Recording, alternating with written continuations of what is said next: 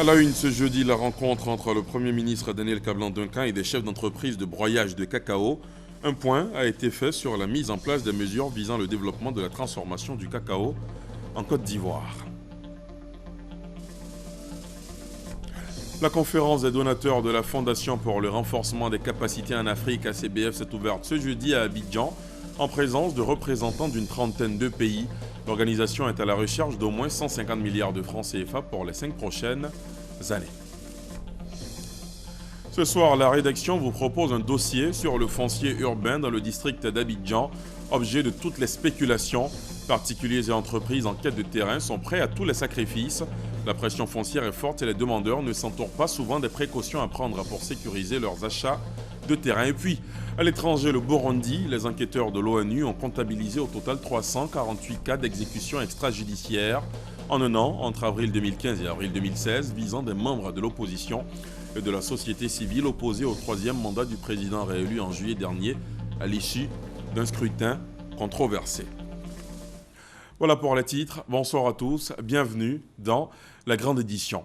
La transformation du cacao au cœur de l'entretien ce jeudi à la primature. Le chef du gouvernement, Daniel Kablan-Duncan, en a parlé avec des chefs d'entreprise de broyage de cacao. Un point a été fait sur la mise en place des mesures visant le développement de la transformation du cacao en Côte d'Ivoire. Les précisions d'Herman Guivet.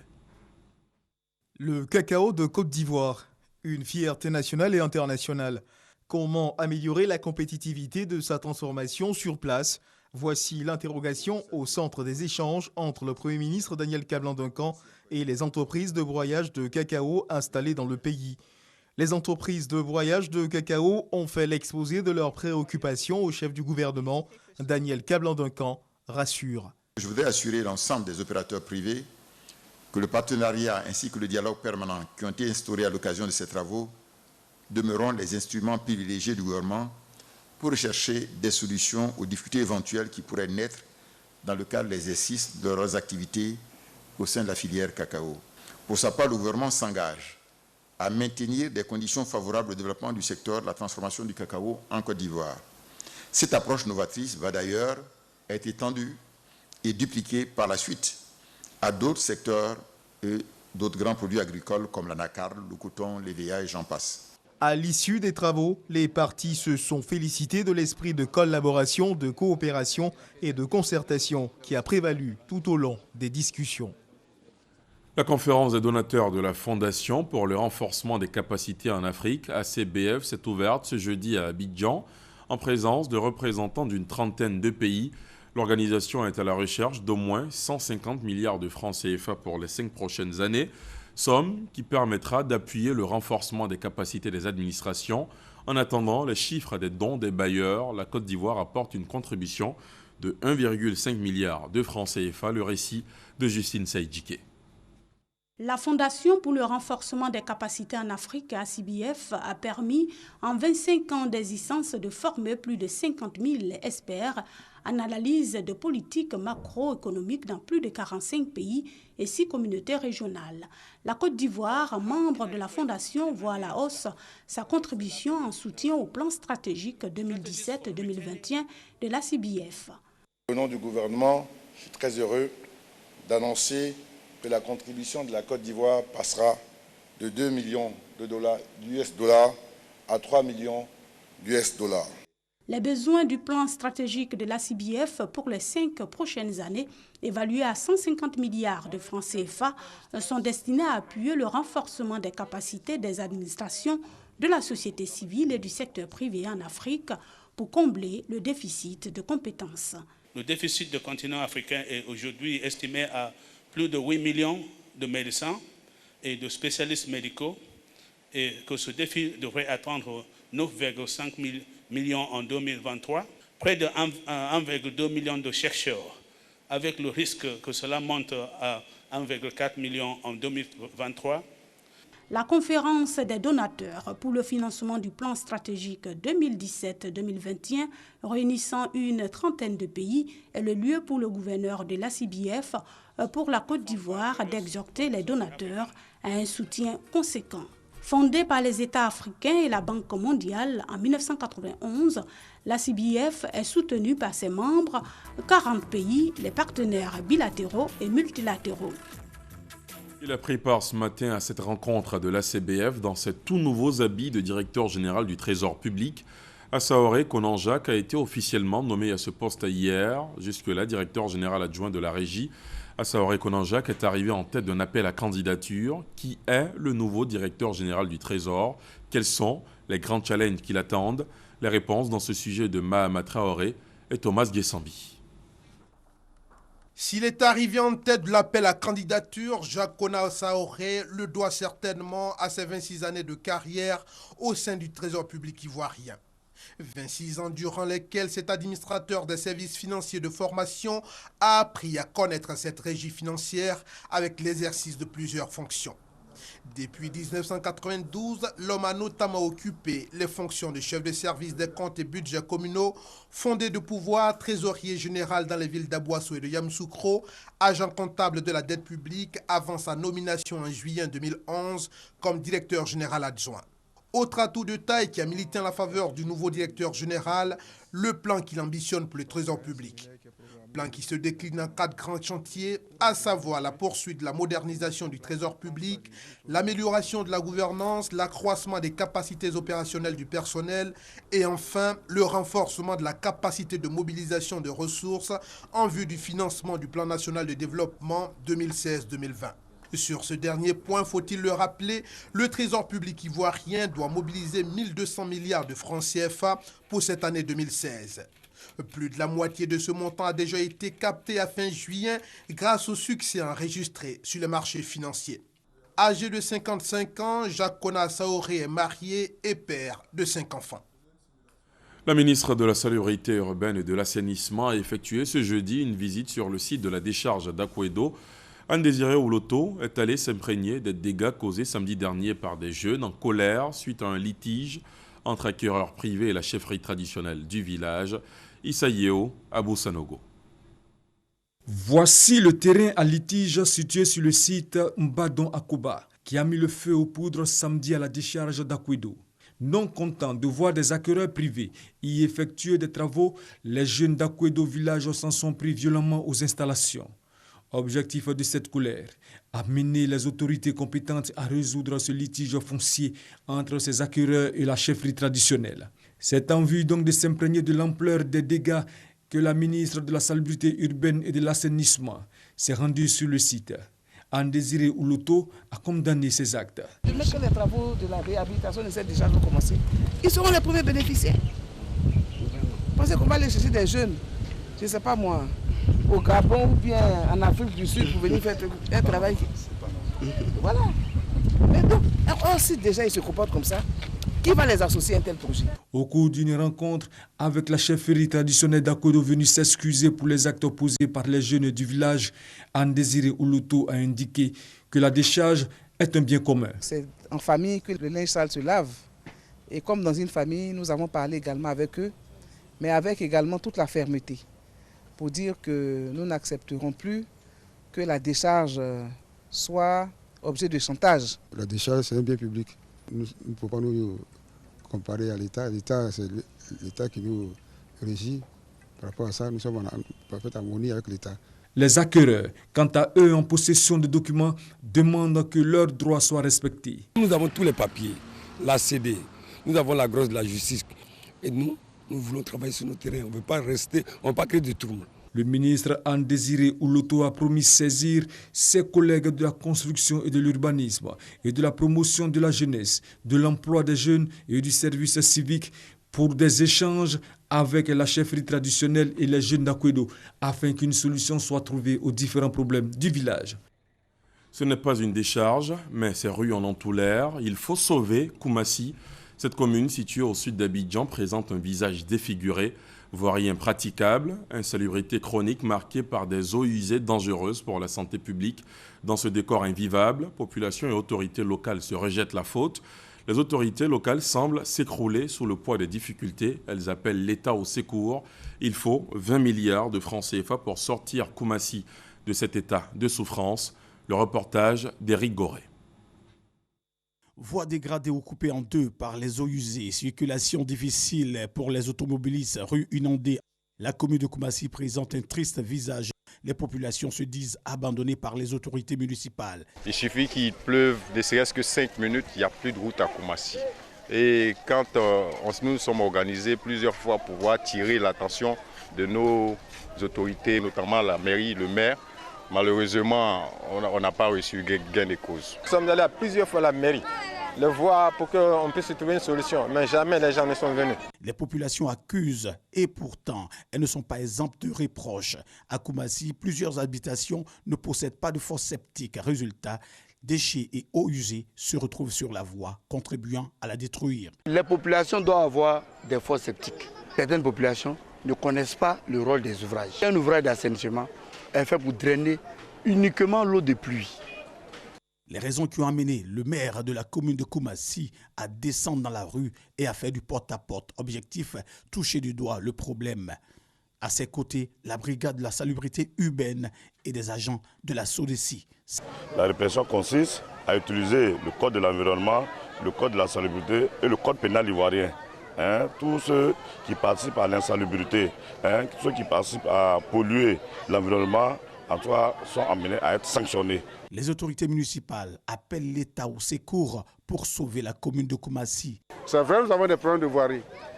Toutes les démarches ont été faites et l'État, je suis convaincu, va faire sa part. Mais il est important que la population s'approprie ce qui lui revient pour que tous ensemble, nous contribuions à donner un cadre de vie sain et propre à nos populations. Beaucoup de choses se disent. Aujourd'hui, nous avons fait le constat. Le maire ne peut pas dégager de son budget près de 20 milliards pour faire les travaux de cette envergure. Ici à Koumassi, le budget de fonctionnement, c'est 500 millions. Ne dit-on pas que la route précède le développement? La commune de Koumassi souhaite bénéficier des infrastructures routières pour atteindre un développement rapide. Des images, celles montrant le retour au pays pour 4 réfugiés ivoiriens qui étaient au Ghana, entre autres Bertin Kadé, Ouachar Kedjebo et Kakoubro, ancien directeur général de la police. Ils viennent juste d'atterrir, vous le voyez sur ces images, à l'aéroport international Félix Houphouët-Boigny de Port-Bouët. Et nous sommes justement en direct de l'aéroport Félix Houphouët-Boigny de Port-Bouët avec notre reporter Herman Guivet. Herman, quelle est la situation qui prévaut en ce moment à l'aéroport ?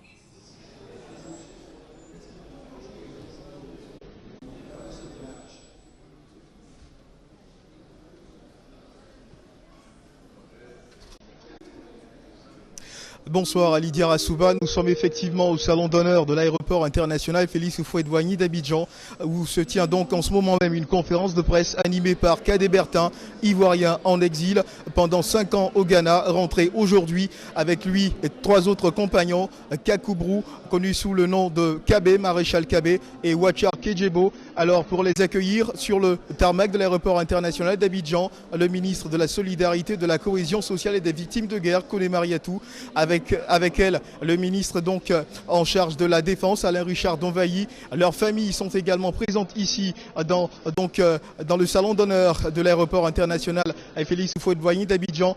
Ils sont en ce moment même en train d'animer une conférence de presse. Ce qu'il faut retenir de cette conférence de presse, c'est que les premiers mots prononcés par Kadé Bertin ont été en faveur de la paix et de la réconciliation.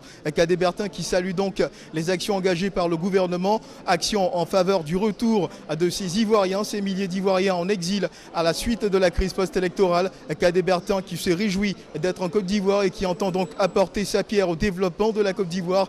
Kadé Bertin qui salue cet esprit de cohésion sociale qui anime aujourd'hui tous les Ivoiriens et qui entend donc par ses moyens, par la sensibilisation, contribuer au retour de la réconciliation nationale en Côte d'Ivoire. Vous aurez certainement plus de précisions dans nos prochaines éditions. Ali Diarra-Souba. Merci beaucoup Herman Guivet, on aura beaucoup de plaisir à vous retrouver dans nos prochaines éditions pour de plus amples informations sur le retour de ces réfugiés ivoiriens qui étaient jusque-là au Ghana. Partout dans la mégalopole Abidjan se pose un problème de foncier et c'est pourquoi la rédaction vous propose ce dossier ce soir qui parle du foncier urbain dans la ville d'Abidjan, objet de toutes les spéculations. Particuliers et entreprises en quête de terrain sont prêts à tous les sacrifices. La pression foncière est forte et les demandeurs ne s'entourent pas souvent des précautions à prendre pour sécuriser une opération d'achat de terrain. Un dossier signé Serge Coléa. Acquérir un terrain à Abidjan afin d'y bâtir une maison. Ce rêve, caressé par Julien Adjé, lui a créé bien des misères. En 2006, cet enseignant sur les conseils d'un ami s'engage dans l'achat d'un terrain villageois à Diorogobité dans le district d'Abidjan. J'ai eu à rencontrer le chef de Diorogobité et le chef ébrié de Abobo Baoulé. Ils m'ont donné un terrain. J'ai payé le terrain 12 millions. Mais malheureusement, il y a un de leurs fils qui a fait une opposition. Et depuis là, on ne fait que traîner. Et j'ai fini même par dire c'est plus la peine. Après cette expérience malheureuse, l'enseignant, guidé par son fervent désir de s'offrir un toit, va se retrouver empêtré dans une autre transaction douteuse. Moi, je n'ai jamais eu de chance dans les terrains. Au 7e tranche, un terrain. Il s'est trouvé que le propriétaire même du terrain, où le nom se trouvait sur la pièce d'identité avait été falsifiée. Et celui à qui j'ai acheté le terrain, ce n'était pas le propriétaire. Et 22 millions. L'immobilier, c'est un bien à vie, c'est une valeur réelle. Pour acquérir un tel bien, il est important aujourd'hui pour l'Ivoirien de contacter un professionnel de l'immobilier avant de faire une transaction immobilière. L'assistant immobilier prend en compte tous vos problèmes et vous accompagne dans le processus. La question des litiges fonciers urbains est devenue un véritable phénomène de société en Côte d'Ivoire. En 2015, les services juridiques du ministère de la Construction et de l'Urbanisme ont enregistré 1918 contentieux. 98% de ces conflits se concentrent dans le district d'Abidjan. Face à la récurrence des problèmes de terrain et pour être plus efficace, une commission de règlement des litiges a été créée. Cette commission a examiné plus de 500 dossiers. La première catégorie de conflits que nous avons de façon récurrente, ce sont les conflits liés à la multiple attribution villageoise. Sur 500 litiges, vous avez 134 qui sont pendants devant les tribunaux. Il y a 300 et quelques qui ont connu un dénouement chez nous. Le district d'Abidjan, centre névralgique des conflits fonciers urbains en Côte d'Ivoire. Cocody est le premier en litige. Après Cocody, c'est Yopougon. Les communautés villageoises sont souvent pointées du doigt. Pourquoi est-ce qu'il y a conflit, quelquefois? C'est parce que les gens, la famille à qui appartient la terre, elle n'est que gardienne de la terre. Les familles là, sont disséminées à travers les 60 villages ébriés. Et donc avant de céder, il faut les en informer qu'ils donnent leur accord aussi. Quand ils ne donnent pas leur accord, que vous restez entre vous pour céder la terre, évidemment, quelqu'un d'autre peut venir encore pour dire que moi je ne suis pas au courant. Si les gens s'adressent à qui de droit et qu'on vérifie dans le guide, il y aurait moins de problèmes. Les gens sont pressés. Les gens ont besoin de terre pour pouvoir, n'est-ce pas, bâtir leur maison, etc. Donc ils tombent sur un kidam, il y a un peu ce désordre-là. Diorogobité, village du district d'Abidjan, devenu un véritable chantier, est le symbole de la ruée vers les terrains. Dans ce village, le chef a été démis de ses fonctions en janvier 2016. Principale raison évoquée, la vente de terrains à grande échelle, la cession de sites à plusieurs personnes en même temps, avec à la clé des litiges qui finissent parfois dans le sang. Notre passage dans ce village nous a permis de comprendre l'ampleur de ces conflits. Un groupe se réclamant du chef déchu s'est opposé à l'interview que nous accordait la nouvelle chefferie. Depuis 2016, on peut être destitué, mais il continue de signer des actes. Mais ça là, maintenant ces personnes-là, quelle est leur sort demain? C'est ça dont c'est là où on doit arriver pour ne pas qu'il y ait de conflit. Maintenant, comme on veut expliquer, il faut venir perturber pour ne pas qu'on dise la vérité. La vente de terrain est depuis ces dernières années la chasse gardée des communautés. C'est l'une des causes du désordre constaté dans le domaine foncier urbain. La pression foncière étant forte, l'État s'est dit, bon, on va recourir à une solution intermédiaire qui est celle des lotissements villageois. L'État a constaté le chèque et a décidé de reprendre la main dans ce secteur. L'État reprend la main. Les droits coutumiers vont être purgés pour laisser la gestion du foncier à des aménageurs qui travailleront de concert avec le ministère. Désormais, plus besoin d'acheter un terrain entre 4 murs. Il faut tout simplement se rendre auprès du ministère de la Construction et de l'Urbanisme. La direction du cadastre fait partie du processus d'obtention administratif d'un terrain. Je dis souvent, celui qui achète un terrain en Côte d'Ivoire sans venir au cadastre achète un conflit. Puisque au cadastre se trouvent tous les titres fonciers qui ont été créés sur le territoire de la République de Côte d'Ivoire depuis qu'a été institué le régime foncier de l'immatriculation. Vous allez avoir à peu près le coût du terrain et puis vous allez avoir la certitude aussi que le terrain que vous allez acheter n'a pas été foncier au nom de quelqu'un d'autre. Acheter un terrain, une noble initiative, mais tout commence par la sécurisation de la transaction. Un dossier de Serge Coléa. Il y a 9 ans se produisait l'attentat du Fokker 100 à Bouaké. Les rescapés de ce drame, dont le président de l'Assemblée nationale, des membres de son cabinet, des magistrats et des journalistes sont retournés sur les lieux de l'attaque. Le témoignage de Soro Corona et Kodjo Kwame. 29 juin 2007, 29 juin 2016, cela fait 9 ans que le Fokker 100, ayant à son bord 44 personnes, dont le Premier ministre d'alors, Guillaume Soro Tigbafouri, des membres de son cabinet, des magistrats et des journalistes, est pris pour cible par des hommes puissamment armés, embusqués dans les broussailles de l'aéroport de Bouaké. Bilan de cet attentat, 4 morts et plusieurs blessés. Ce jour marquait le redéploiement de l'administration judiciaire en vue de l'organisation des audiences foraines. 9 ans plus tard, retour à l'aéroport de Bouaké pour un recueillement sur les lieux du drame.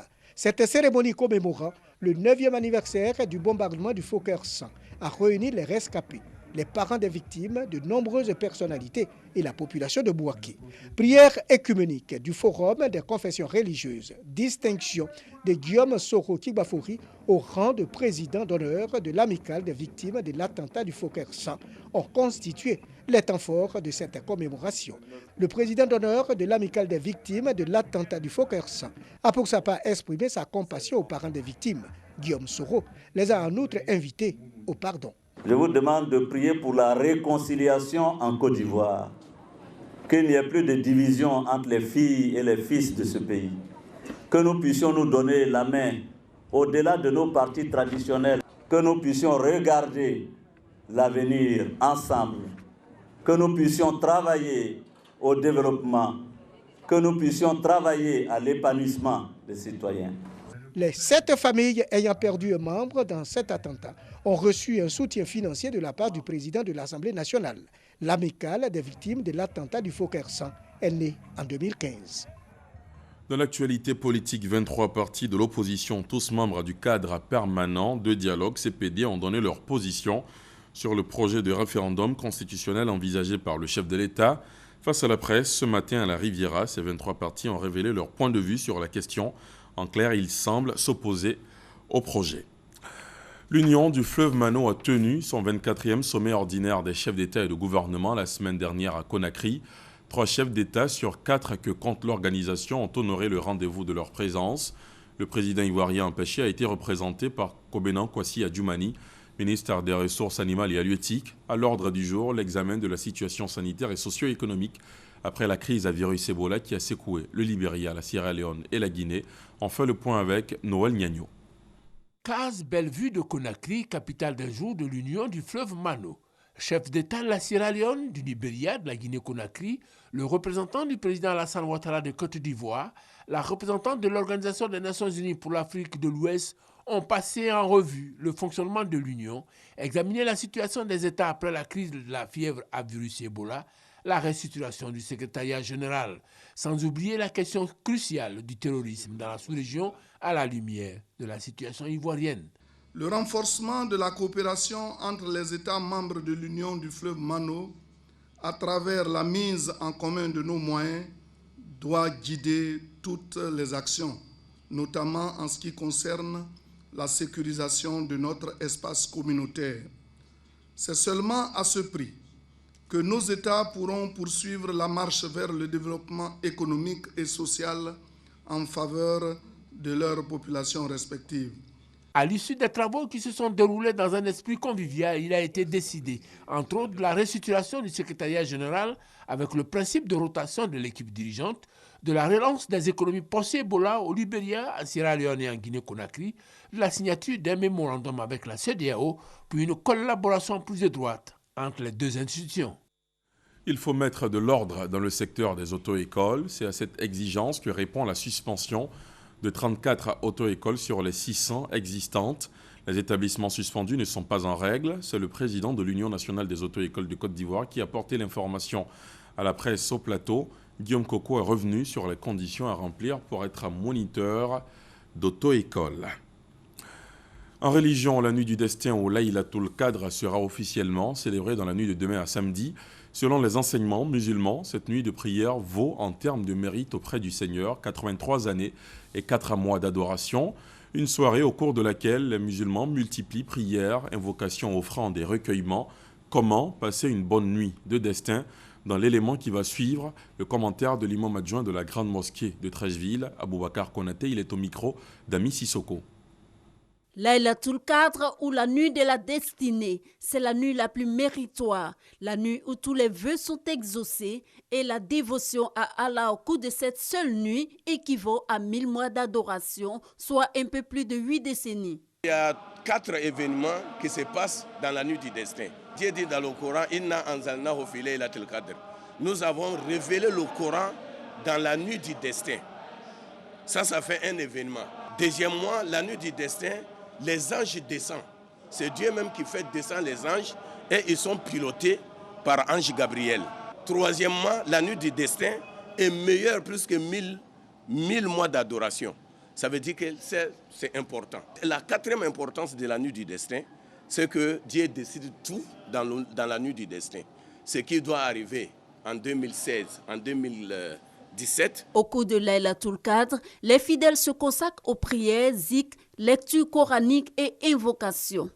Objectif, l'amélioration de leurs conditions spirituelles et sociales. Pendant cette nuit, l'une des invocations recommandées est celle-ci. La femme du prophète Mohammed sallallahu alayhi wa sallam, il lui a posé la question. Il dit, si la nuit du destin arrive, qu'est-ce que je dois dire? Il dit, il faut dire, Dieu, tu es généreux. On vous demande de nous pardonner nos péchés. On vous demande de verser la grâce sur la communauté.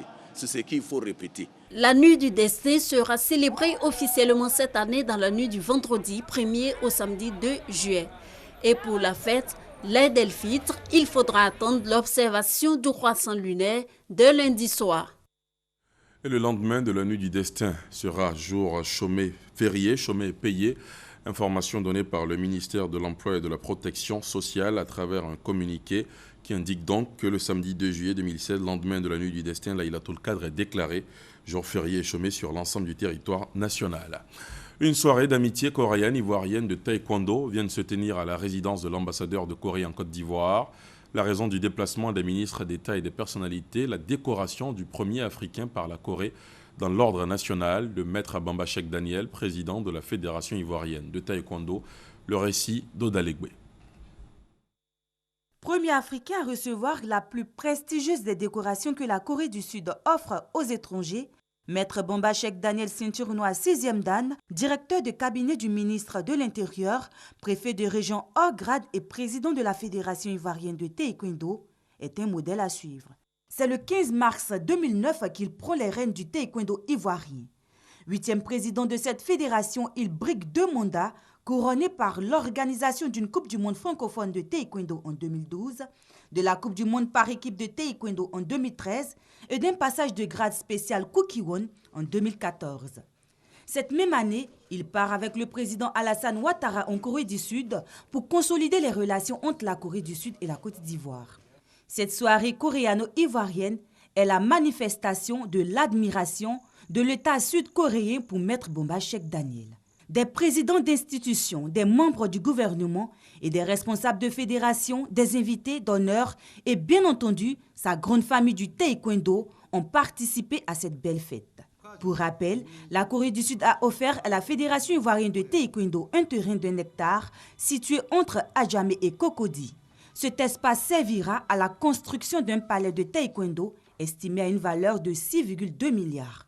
3 athlètes, Gbagui Ruth, Cissé Cheikh Salah et Kone Mamina, qualifiés pour les Jeux olympiques de Rio 2016, défendront les couleurs ivoiriennes.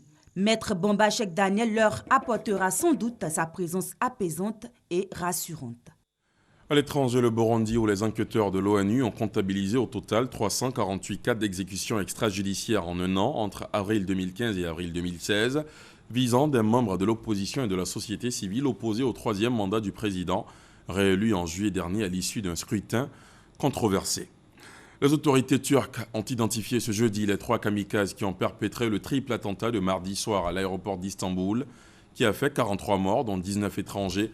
Ces terroristes seraient, d'après le gouvernement, de nationalité russe, ouzbek et kirghize. L'attentat n'a toujours pas été revendiqué, mais la responsabilité du groupe État islamique a été mise en cause et la police turque a arrêté 13 personnes. On termine avec ces images du retour à Abidjan pour 4 réfugiés qui étaient au Ghana. Entre autres, Bertin Kadé, Ouachar Kedjebo et Kakobro, ancien directeur général de la police. Ils sont arrivés ce soir même, vous le voyez sur ces images. Ils ont atterri à l'aéroport international Félix Houphouët-Boigny de Port-Bouët. Ils ont été accueillis par des officiels ivoiriens. Et c'est ici que nous mettons un terme à ce journal. Merci de l'avoir suivi.